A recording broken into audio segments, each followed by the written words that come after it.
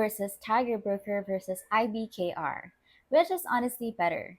In this video, I'll compare Moomoo, Tiger Brokers, and Interactive Brokers to see which one really stands out. So to get started, Moomoo is built for traders who love analytics, free level 2 data, customizable dashboards, and in-depth news feeds.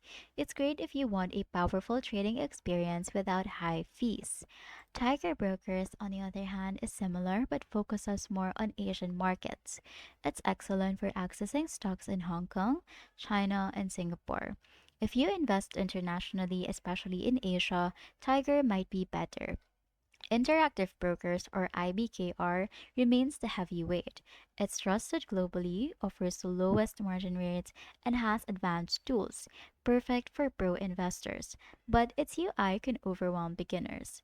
If you want simplicity and tools, Moomoo. For access to Asian exchanges, Tiger. For a full global powerhouse, IBKR. Your choice should match your investment goals and which market you focus on. And that is which is honestly better between Moomoo, Tiger Broker, and IBKR.